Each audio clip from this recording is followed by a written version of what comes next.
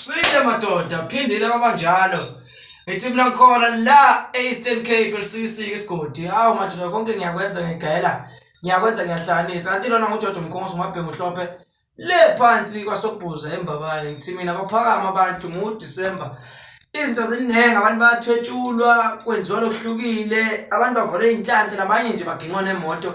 Ngithi kumanje amandla asekhona kuHlophe uMkhonkosi uMabhengu.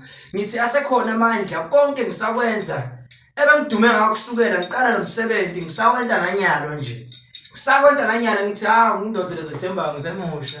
Ngiyayenza lento asidibane emaduze futhi eCape Town ngoba kumanje ngiyafika ngibuya khona KZN kodwa ngithina manje mina ngikhona Eastern Cape Unity Park isigodi elisiki ngiphinde ngitholakale le ezweni lomoya eKapa lodumo ekhaya elitsha. Ngithi mina December ufikile abaphila abantu konke kuhambe kahle.